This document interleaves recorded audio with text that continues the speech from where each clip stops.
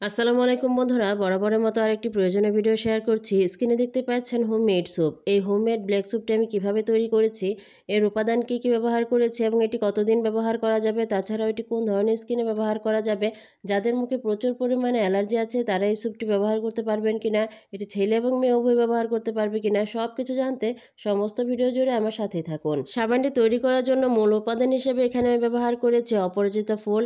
এই ফুল আপনার আশেপাশে পেয়ে যাবেন। এই ফুলের কিন্তু অনেক গুণাগুণ আছে। এই ফুলের চা খেলে কিন্তু ওজনও দ্রুত কমে যায়। তাছাড়াও এই ফুল দিয়ে কিন্তু নাইট ক্রিম বানিয়ে নিলে মুখে যে কোনো কালো দাগ ছোপ কিন্তু দূর হয়ে যায়। হালকা গরম পানি যদি এই ফুলগুলোর উপরে দেওয়া যায় তাহলে কিন্তু এর ভেতরের রং এবং এর ভেতর থেকে সমস্ত প্রোটিন কোলাজেন বের হয়ে আসবে এবং এটি আমি স্যুপের মধ্যে ব্যবহার করব। এখন আমি নিয়ে নিচ্ছি একটি স্যুপ বেস। স্যুপ বেস কিন্তু যে কোনো ধরনের ব্যবহার করা যাবে। চাইলে এখানে গ্লিসারিনযুক্ত স্যুপ বেস ব্যবহার করতে পারেন অথবা আমার মতো পেঁয়াজ স্যুপটাও এখানে ব্যবহার করতে পারেন। আমি একটি কাটারের সাহায্যে এগুলোকে কেটে নিয়েছি যেন তাড়াতাড়ি অন্যান্য উপাদানের সাথে এটি ভালোভাবে মিশতে পারে। বাজারে পাওয়া কেমিক্যালযুক্ত বাণিজ্যিক সাবানগুলোর বিপরীতে আপনি প্রাকৃতিক উপাদান দিয়ে তৈরি এই হোমমেড সাবানগুলো ব্যবহার করে দেখতে পারেন। এতে কোনো ধরনের কোনো রাসায়নিক ক্ষতিকারক পদার্থ যোগ করা থাকে না এবং তা আমাদের ত্বকের জন্য খুব সহনশীল। হোমমেড স্যুপগুলো উচ্চ অ্যান্টিঅক্সিডেন্ট যুক্ত থাকে এবং প্রাকৃতিক উপাদানে সমৃদ্ধ, যা ত্বককে পুনরুজ্জীবিত করে এবং বার্ধক্যের চাপ কমিয়ে আনে। ডবল লেয়ার পদ্ধতিতে সাবানটা যখন গলতে শুরু করবে তখন এর মধ্যে দিয়ে দিচ্ছি আমি সেই নীলকণ্ঠ ফুলের রসটুকু। সাবানের গুণাগুণ যেন ভালো থাকে সেজন্য এভাবে চেষ্টা করবেন তৈরি করার জন্য।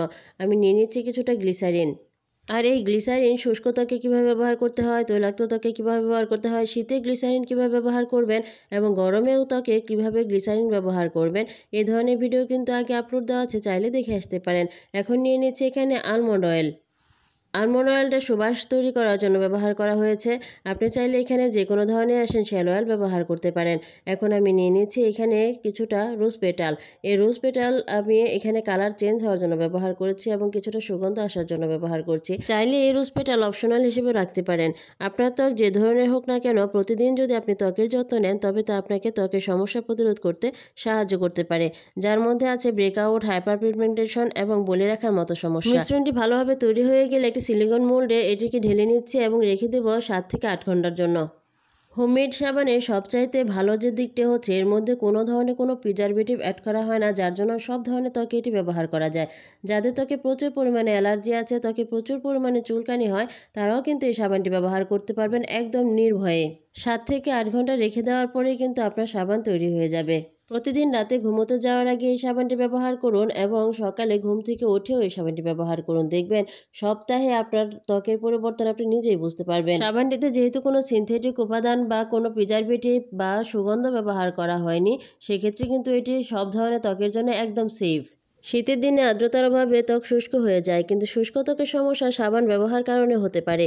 সাবান ত্বকের প্রাকৃতিক তেল নষ্ট করে দেয়। বিভিন্ন নামি দামি কোম্পানির সাবান নানা আকর্ষণীয় প্রতিশ্রুতি দিলেও ত্বকে অতিরিক্ত গ্লিসারিন বা অন্য কোনো সাবান ব্যবহার করা হলে শীতের রুক্ষতা আরও বেশি হয়ে ওঠে।